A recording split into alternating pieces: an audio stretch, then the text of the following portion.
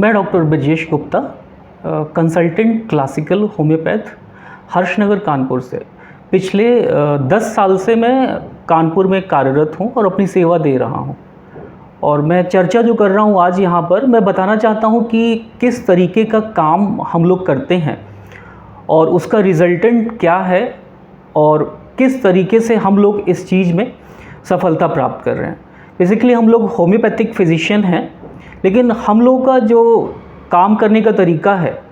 वो classical homeopathy है। Classical homeopathy homeopathy से बहुत ज़्यादा कोई डिफरेंट नहीं है देखा जाए, लेकिन एक तरीके से क्लासिकल होम्योपैथी काफ़ी ट्रेडिशनल होम्योपैथी है और काफ़ी सैद्धांतिक है, यानी कि काफ़ी सिद्धांतों पर हम लोग अमल करते हैं और उस चीज़ को फॉलो करते हैं, तब जा कर के हम पेशेंट को देखते हैं और जो उसका निष्कर्ष या रिज़ल्ट निकलता है वो वाकई बहुत एक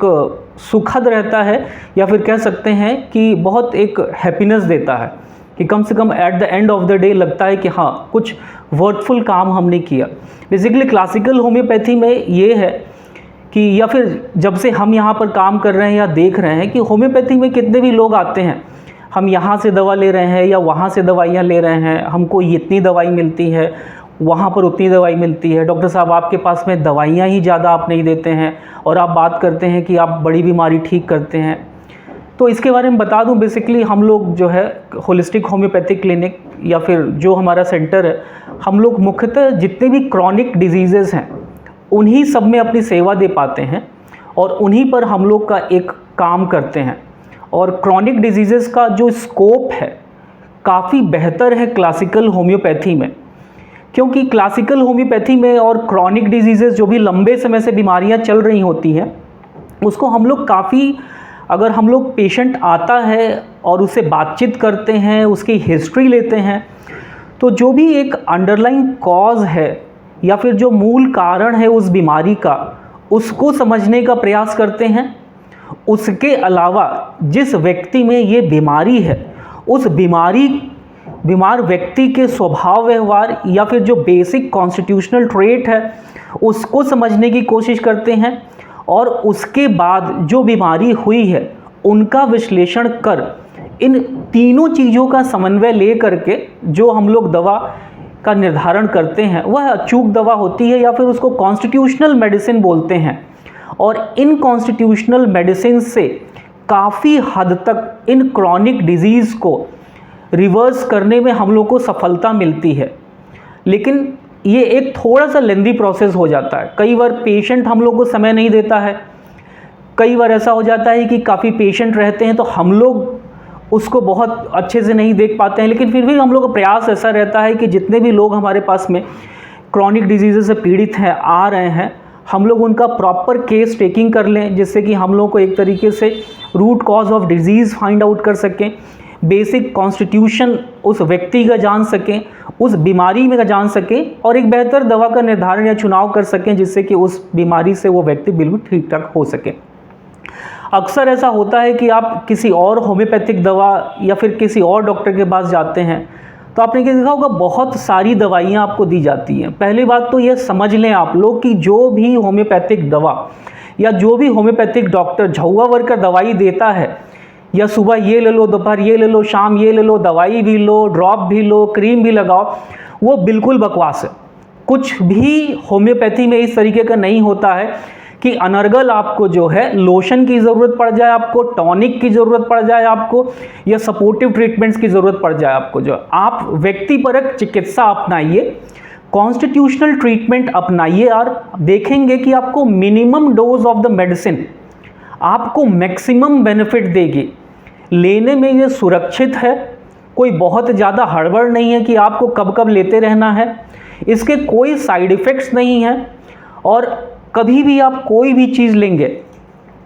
तो डेफिनेटली वो चीज़ आपके शरीर में जब भी जाती है तो आपके लीवर को डिटॉक्सिफाई करना पड़ता है और किडनी को फिल्ट्रेशन करना पड़ता है।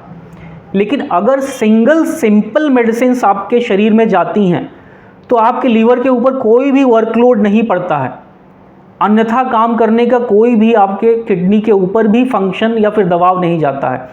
सिंपल डाइल्यूशन मेडिसिन हैं, या तो ग्लोब्यूल के फॉर्म में या ड्रॉप्स के फॉर्म में आप लीजिए और विकसित सुरक्षित रहिए और क्रॉनिक डिजीज से आप छुटकारा पा सकते हैं। आपको कोई भी बहुत ज़्यादा टॉनिक्स की आवश्यकता नहीं है, पॉलीफार्मेसी या एक ही व्यक्ति को कई तरीके की दवाइयों की आवश्यकता नहीं होती है। जो भी डॉक्टर इस तरीके की दवा देता है तो आप उस डॉक्टर को बदल दीजिए। आप मुझे नहीं लेकिन किसी भी और डॉक्टर को चुन लीजिए, लेकिन उस होम्योपैथिक डॉक्टर को मत चुनिए जो कि आपको झौवा भर दवाई देता है, मलहम लगाने को देता है, टॉनिक खाने को देता है, टैबलेट खाने को देता है और उसके बाद यह दावा करता है कि होम्योपैथिक के द्वारा आपकी बीमारी ठीक होगी। इस तरीके से कोई होम्योपैथिक में उपचार नहीं होता है कि आपको ये सारी चीज़ें दी जाए। होम्योपैथी एक बहुत ही scientific system of the medicine है, जिसमें ही बहुत ही अच्छे तरीके से उस व्यक्ति को जो भी बीमारी से ग्रसित है उसको समझने का प्रयास किया जाता है। और जब हम उसको प्रयास करते हैं समझने का तो उसके एक इंटरनल नेचर बिहेवियर को जानने की कोशिश करते हैं और उस बीमारी से ग्रसित उस व्यक्ति को पूर्णतः इलाज मिलता है और वो बिल्कुल सुरक्षित तरीके से क्योर हो जाता है। इसीलिए होम्योपैथी या क्लासिकल होम्योपैथी को ऐसा कहा जाता है कि बीमारी का नहीं, जो बीमार व्यक्ति है उसका इलाज होता है, ताकि जो भी मूल कारण थे वो नष्ट हो सके और बिल्कुल परमानेंट और जेंटली क्योर हो सके। हम लोग जिस प्रकार का इलाज करते हैं या जो मैं बात कर रहा हूँ बेसिकली क्रॉनिक डिजीज़ेज़ का, उसमें समझ सकते हैं कि जितने भी क्रॉनिक डिजीज़ेज़ हैं या फिर कैंसर पैलिएशन हो गया या फिर माइग्रेन की समस्या हो गई या फिर सोरियासिस की समस्या हो गई जो काफ़ी लंबे समय से चलता आ रहा है, पेशेंट कई बार आदी हो जाता है या होम्योपैथिक इलाज कहीं करा रहा होता है, उसका बर्डन ऐसा होता है कि जब तक मौसम ठीक है तब ठीक है, जब मौसम में परिवर्तन हुआ तब फ्लेयर अप्स हो जाते हैं। या फिर कुछ भी क्रॉनिक डिजीजेज इस तरीके हैं जैसे कि एंकोलाइजिंग स्पॉन्डिलाइटिस है। ये सारी समस्याओं का निदान क्लासिकल होम्योपैथी में बहुत ही सुरक्षित, बहुत ही सरल और मिनिमम दवाइयों के द्वारा होता है। कभी भी आपको बहुत ज़्यादा दवाइयाँ नहीं इस्तेमाल करनी पड़ेगी। सुरक्षित रहिए, स्वस्थ रहिए और एक क्लासिकल होम्योपैथी जो कि एक बहुत ही सुरक्षित और मिनिमम डोजेस पर आधारित, सिद्धांतों पर आधारित चिकित्सा पद्धति है, इसको अपनाइए। आप बेहतर रहेंगे और उम्मीद करते हैं कि आपकी बीमारी कभी भी फ्लेयर अप या बहुत ज़्यादा रीअकरेंस नहीं होगा कि आपने अभी होम्योपैथिक ट्रीटमेंट कराया है, ठीक हो गया, पता लगा कुछ महीनों बाद फिर से फ्लेयर अप हो गया, रीअकरेंस हो गया। अगर आपका इलाज होम्योपैथिक चिकित्सा पद्धति द्वारा सही से हुआ है और आपके सभी लक्षणों को और आपके व्यक्तिपरक कॉन्स्टिट्यूशन को कंसिडर किया गया है, तो अगर आपकी बीमारी ठीक हुई है तो रीअकर होने का उसका कोई बहुत ज़्यादा चांस नहीं है।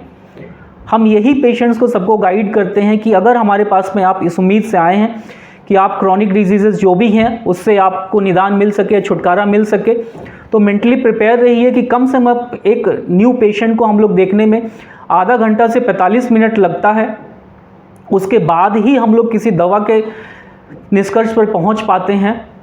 और बाकी उसके बाद के फॉलोअप फिर भी एक कन्वीनियंट रहते हैं कि हाँ, कम से कम हमको पता लगता रहे कि क्या क्या सिम्टम्स मूव हुए हैं या कितनी कमी आई है, तो ये एक सुरक्षित तरीके से आगे बढ़ता है। लेकिन बशर्ते है कि आप सारी चीज़ें डॉक्टर के साथ शेयर करिए कि आपका स्वभाव व्यवहार क्या है, पूर्व में आपको क्या क्या गंभीर बीमारियां हो सकती हैं,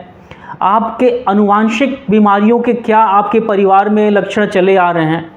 यह सब चीज़ें आपके होम्योपैथिक डॉक्टर को सहयोग करेंगी एक बेहतर दवा के चुनाव करने में, और उन दवा के चुनाव से हो सकता है आप अगर किसी लाइलाज बीमारी से भी ग्रसित होंगे तो उससे आपको छुटकारा मिल सकता है बहुत आसानी से, कुछ परहेज़ करके और बाकी इन दवाइयों के सहयोग से। Thank you.